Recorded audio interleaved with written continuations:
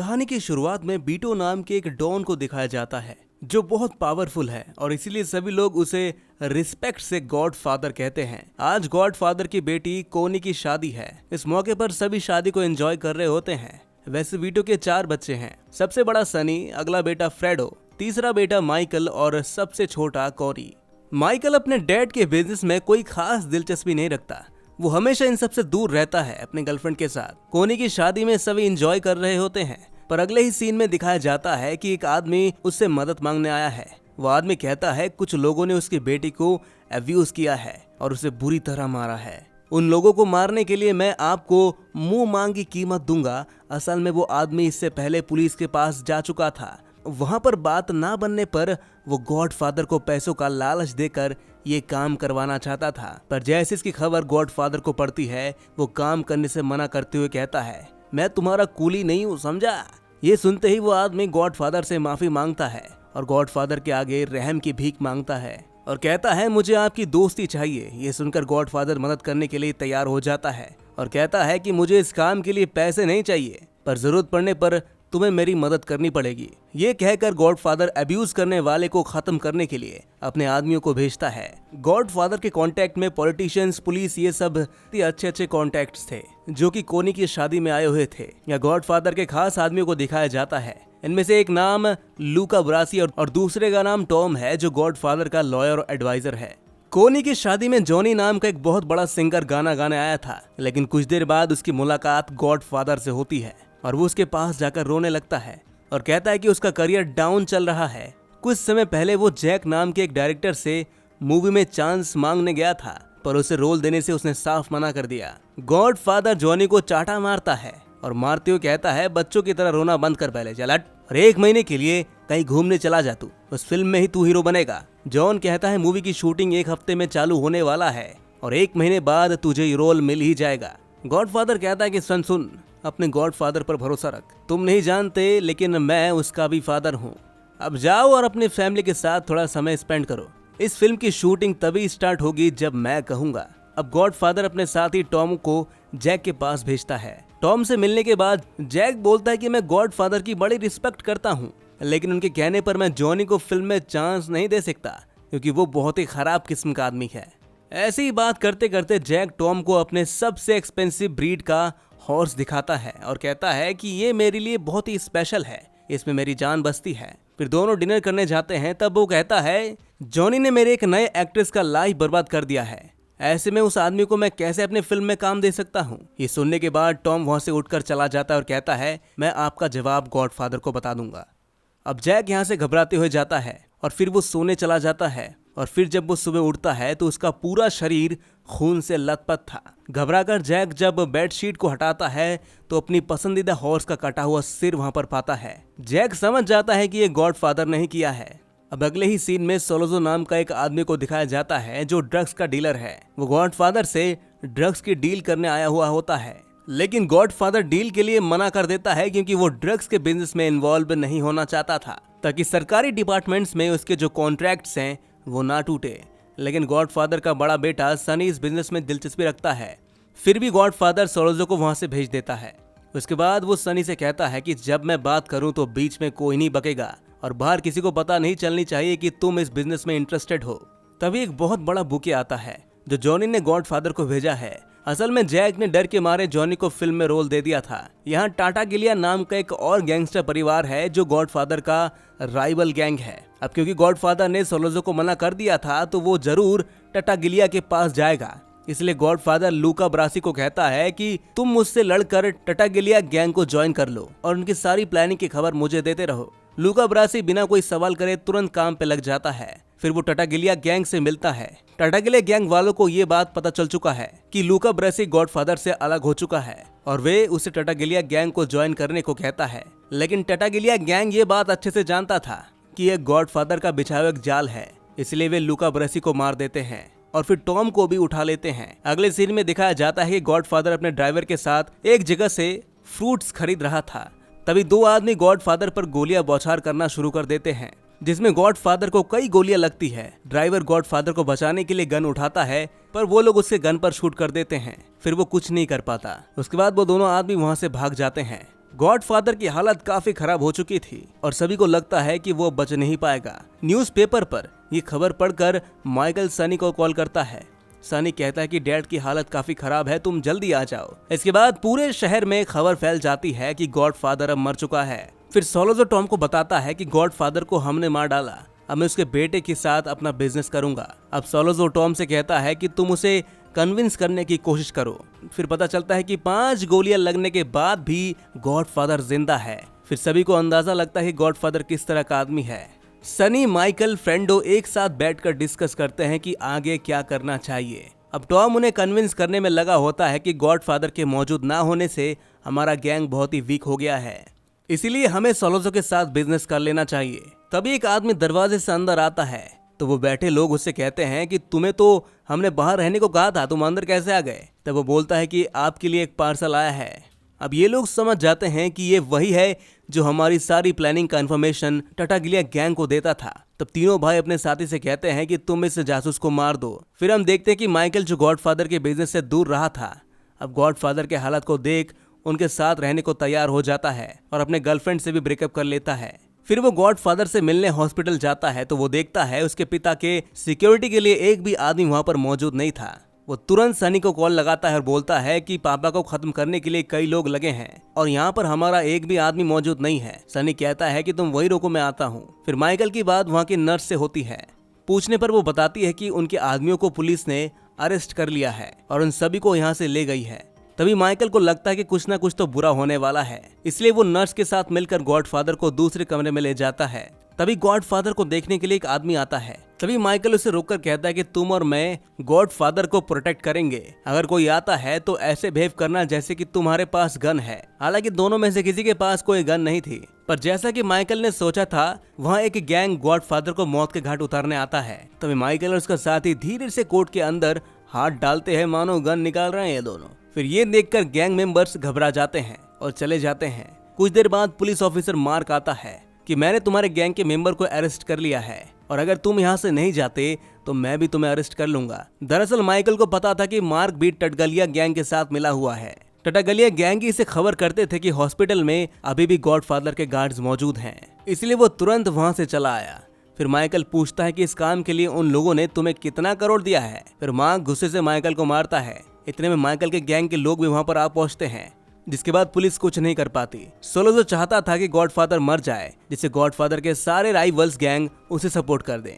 लेकिन सोलोज़ो अब जान चुका है कि गॉडफादर को खत्म करना आसान नहीं है, इसलिए वो सनी को कॉल करके कहता है कि मैं तुम्हारे गैंग्स के साथ सलाह करना चाहता हूँ, पर मुझे माइकल से बात करनी है। अब सनी इस बात की जानकारी माइकल को देता है तो वो कहता है हो ना हो सोलोज़ो के साथ पुलिस ऑफिसर मार्क भी वहीं पर होगा, मैं उनसे मिलूंगा और उन दोनों को वहीं खत्म कर दूंगा। लेकिन माइकल वहां गन लेकर नहीं जा सकता था क्योंकि वे दोनों उसकी चेकिंग जरूर करेंगे। सनी को अपने एक दोस्त से पता चलता है कि मीटिंग किस होटल में होने वाली है। तब वे एक प्लान बनाते हैं कि मीटिंग से पहले इनका एक आदमी उस होटल के बाथरूम में गन छुपा देगा। मीटिंग के बीच में माइकल बाथरूम जाएगा और वहां से गन को अपने पास छुपा लेगा और सोलोज़ो और मार्क दोनों को खत्म कर देगा। प्लान के मुताबिक माइकल एक जगह वेट करता है और सोलोज़ो और मार्क उसे पिकअप कर लेते हैं। फिर वो वहीं पहुंच जाते हैं जहां बाथरूम में गन छुपाया गया था। फिर सोलोज़ो कहता है कि मुझे तुम्हारे पापा को गोली नहीं मारनी चाहिए थी, आखिर वो मेरे गॉडफादर हैं, पर वो मेरे डील को ठुकरा रहे थे तो मैंने गुस्से में उन्हें गोली मार दी। फिर मार्क भी कहता है कि मुझे भी तुम पर हाथ नहीं उठाना चाहिए था, पर तुम कुछ ज्यादा ही बोल रहे थे। माइकल चुपचाप उनकी बातें सुन रहा होता है। फिर वो बाथरूम जाने का बहाना बनाता है, तभी वे उसकी चेकिंग करते हैं। सब कुछ क्लियर था। फिर बाद में वो माइकल को जाने देते हैं। फिर माइकल बाथरूम में छुपाई गन को अपने कोट के अंदर रख लेता है और वापस आकर चुपचाप बैठ जाता है। फिर मौका देखकर सोलोज़ो और मार्क के ठीक माथे पे गोली मार देता है। इसके बाद वो वहां से निकल जाता है। माइकल उस शहर से कहीं दूर चला जाता है। सोलोज़ो और मार्क के मौत के बाद बाकी सभी गैंग गॉडफादर के खिलाफ हो जाते हैं। इसके कुछ दिनों बाद गॉडफादर की तबीयत थोड़ी ठीक हो जाती है और उन्हें अस्पताल से डिस्चार्ज कर दिया जाता है। गॉडफादर से मिलने के लिए कई लोग आते हैं। फिर सनी और टॉम अकेले गॉडफादर को बताते हैं कि सोलोज़ो और मार्क को माइकल ने मार दिया। सब कुछ सुनकर गॉडफादर बहुत परेशान हो जाता है क्योंकि माइकल को ये चीजें अच्छी नहीं लगती, पर अपने पिता को बचाने के लिए उसने ये सब किया था। दूसरी ओर माइकल इटली में जगह जगह घूमता है और खूब एंजॉय करता है। वो एक टाउन में वो एक लड़की को देखता है और उसे वो पसंद करने लगता है। माइकल और उसके साथी के साथ मिलकर उस लड़की की खूब तारीफ करता है वो। और तभी वहाँ पर एक आदमी आता है और उन्हें डांटने लगता है। असल में वो उस लड़की का पिता था। फिर माइकल अपने बारे में बताता है कि मैं गॉडफादर का बेटा हूँ और मैं आपकी बेटी से शादी करना चाहता हूँ। गॉडफादर का नाम सुनते ही लड़की का पिता शादी के लिए तुरंत मान जाता है। इसके बाद उनकी लव स्टोरी शुरू हो जाती है और शादी भी हो जाती है। फिर अगले सीन में सनी अपने बहन को मिलने आता है और उसके मुंह को देखकर लगता है कि उसके पति ने उसे बहुत बुरी तरह से मारा है। इससे सनी बहुत गुस्से में आ जाता है और कर्लो को सबक सिखाने के लिए जाता है, पर कोनी उसे रोकती है और कहती है कि प्लीज कर्लो की जान मत लो। सनी कहता है ठीक है। अगले सीन में कर्लो को पकड़कर वो खूब पीटता है। फिर पब्लिक में उसकी धुलाई की जाती है। साथ ही साथ कहता है कि मेरी बहन पर हाथ उठाने की कभी हिम्मत मत करना तू, नहीं तो मैं तुझे जान से मार दूंगा। ये कहकर वो वहां से चला जाता है। अगले सीन में कर्लो घर आता है और फिर से वो कोनी को टॉर्चर करना शुरू कर देता है। फिर कर्लो उसे बेल्ट से पीटने लगता है और बेचारी मजबूर होकर सनी को कॉल करती है। इस बार तो वो सबको खत्म कर देने वाला था। ये कहकर तुरंत वो कोनी के घर की ओर निकलता है। सनी फिर एक टोल गेट पर पहुंचता है तो वहां कुछ लोग उसे घेर कर उसकी गाड़ी पर शूट करने लगते हैं, जिससे सनी मारा जाता है। जब तक सनी के गैंग के लोग वहां पर आते हैं उससे पहले ही वो गैंग के लोग वहां से जा चुके थे। अब दिखाया जाता है गॉडफादर अब पूरी तरह से ठीक हो चुके हैं। तभी टॉम गॉडफादर को बताता है कि सनी अब मर चुका है। तो गॉडफादर कहता है कि उसे किसने मारा और कहता है कि इस बात को यही खत्म कर दो, मैं किसी से बदला नहीं लेना चाहता और सब कुछ खत्म कर देना चाहता हूँ। फिर सभी गैंगस्टर्स की एक मीटिंग बुलाने को कहा जाता है। इसके लिए उन्हें एक आदमी की जरूरत पड़ती है और ये आदमी है जिसने कोनी की शादी के दिन गॉडफादर से मदद मांगी थी। उस दिन गॉडफादर ने उन्हें कहा था कि मुझे पैसे नहीं चाहिए, लेकिन जब मुझे तुम्हारी मदद की जरूरत पड़ेगी तो मैं तुम्हें बुला लूंगा। और वो आदमी गॉडफादर के लिए कुछ भी करने को तैयार था। फिर गॉडफादर अपने बेटे की घिनौनी मौत को देखकर गॉडफादर बहुत ही रोता है। और वहीं इटली में माइकल को सनी की मौत की खबर मिलती है और वो अमेरिका जाने का फैसला करता है। वो अपनी वाइफ को अपनी माँ के घर छोड़ने जाता है। तब एक आदमी गाड़ी में कुछ रख देता है। माइकल उसे देख लेता और पूछता है कि तुमने कार में क्या रखा। वो आदमी ये सुनते ही वहां से भागने लगता है। माइकल मुड़कर देखता है तो कार में उसकी वाइफ बैठी थी। वो चिल्लाता है कि कार से नीचे उतर जाओ। उसके बोलने के कुछ पल बाद ही कार ब्लास्ट हो जाती है और उसकी वाइफ की डेथ हो जाती है। माइकल पूरी तरह से बिखर जाता है। यह गॉडफादर सारे गैंग लीडर से मिलता है और कहता है कि मुझे कोई ऐतराज नहीं, आप लोग जो चाहे वो मर्जी करें, ड्रग्स का धंधा करें या कुछ भी। लेकिन सभी गैंगस्टर डर रहे होते हैं कि सनी की मौत का बदला लेने के लिए गॉडफादर फिर से गैंग वॉर शुरू न कर दे। तभी गॉडफादर सबको वादा करता है कि मैं ऐसा नहीं करने वाला। मेरा बेटा माइकल वो वापस आना चाहता है। मैं चाहता हूँ कि जब वो घर लौटे तो उस पर कोई अटैक न करे। जब तक वो सेफ रहेगा तब तक मैं किसी को कुछ नहीं करूंगा, और अगर उसे किसी ने भी छुआ तो कोई गैंग नहीं बचने वाला। गॉडफादर की बात को सभी गैंग मान लेते हैं। एक तरफ फिलिपो का बेटा सोलोजो मारा गया था और दूसरी ओर गॉडफादर का बेटा सनी भी मारा गया था। अब हिसाब बराबर। अब आगे से कोई किसी पर अटैक नहीं करेगा। ये कहकर गॉडफादर और फिलिपो एक दूसरे के गले लगते हैं। माइकल यहाँ इटली से वापस जाता है और अपनी पुरानी गर्लफ्रेंड को अपने घर बुलाता है, लेकिन उसकी गर्लफ्रेंड आना नहीं चाहती थी, लेकिन माइकल उसे आने के लिए कन्विंस कर लेता है। फिर गॉडफादर एक बहुत ही बड़ा फैसला लेते हैं और वो चाहते हैं माइकल इस गैंग का लीडर बने और सारे बिजनेस को चलाए। पर इस फैसले से कुछ लोग खुश नहीं थे। फिर गॉडफादर उन्हें समझाता है कि मुझ पर विश्वास रखो, मैंने फैसला बड़ा सोच समझ कर लिया है। गॉडफादर के कहने पर सभी लोग मान जाते हैं। माइकल के गैंग लीडर बनते ही वो टॉम को एडवाइजर की पोजीशन से हटाकर अपने पिता को ही एडवाइजर बना देता है। इस तरह कई साल बीत जाता है। माइकल लॉस वेगस में एक बहुत ही बड़ा कसिनो खरीदने आता है। या माइकल उससे कसिनो के ओनर से मिलता है और वो कहता है कि वो इस कसिनो को खरीदना चाहता है, लेकिन कसिनो का ओनर कसिनो नहीं बेचना चाहता था क्योंकि वो उनके राइवल गैंग का सपोर्टर था। वो जानता है कि फिलहाल गॉडफादर कमजोर हो चुका है, इसलिए अपना बिजनेस चलाने के लिए अब उसे गॉडफादर की जरूरत नहीं। ये सब सुनकर माइकल वापस आता है और अगले सीन में दिखाया जाता है कि माइकल ने अपनी पुरानी गर्लफ्रेंड से शादी कर ली है और उसका एक बेटा भी है।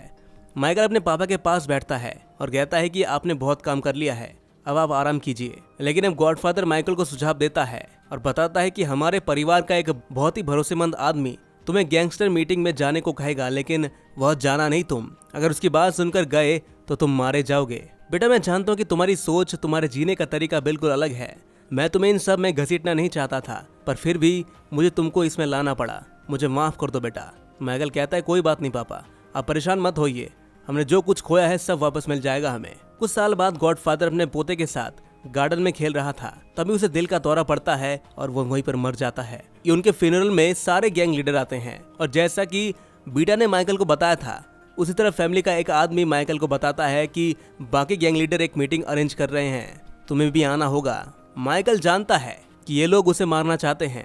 वो कहता है कि जरूर आऊंगा, लेकिन कोनी के बच्चे का नामकरण का फंक्शन है, मैं उसके बाद आऊंगा। फंक्शन के टाइम सारे राइवल गैंग थोड़ा रिलैक्स कर रहे होते हैं, लेकिन माइकल इस वक्त का फायदा उठाकर सारे गैंग लीडर्स को अनएक्सेप्टेड तरीके से खत्म कर देता है। इसी बीच माइकल को पता चलता है कि उसके बड़े भाई सनी को मारने में कोनी के पति का हाथ है। फिर वो कार्लो से मिलकर उससे पूछता है, तुमने सनी को क्यों मारा? और अकड़ कर जवाब देता है कि मैंने नहीं मारा उसे।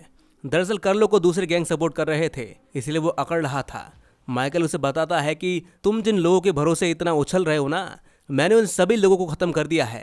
ये सुनकर कार्लो बच्चे की तरह रोने लगता है। फिर माइकल कहता है कि डरो मत, मैं तुम्हें कुछ नहीं करने वाला, लेकिन इसके कारण मेरी बहन विधवा हो जाएगी। तुम लॉस वेगस जाओ और वहां पर हमारा बिजनेस संभालो। कार्लो निकलने ही वाला होता है, लेकिन माइकल के आदमी उसे मार डालते हैं। कोनी भागकर माइकल के घर आती है और घर आकर चिल्लाने लगते हैं कि तुमने सिर्फ सनी के मौत का बदला लिया, तुमने मेरे बच्चे के बारे में नहीं सोचा। कम से कम मेरे और मेरे बच्चे के बारे में तो सोच लिया होता। फिर माइकल की वाइफ उसे शांत करने की कोशिश करती है। वो उसको न्यूज़पेपर दिखाते हुए कहती है, देखो तुम्हारे पति ने कितने लोगों की जान ली है, मेरे पति को भी मार डाला। माइकल किसी तरह कोनी को शांत करके भेज देता है।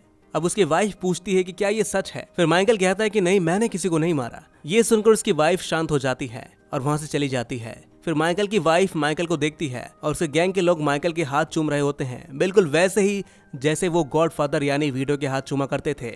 यानी अब माइकल ही गॉडफादर है। इसी तरह फिल्म द गॉडफादर के पहले भाग का अंत होता है। दोस्तों, हम उम्मीद करते हैं आपको ये कहानी अच्छी लगी होगी। अगर आपको इसी तरह की मूवीज देखनी है तो हमारे इस चैनल को सब्सक्राइब जरूर कर लीजिएगा।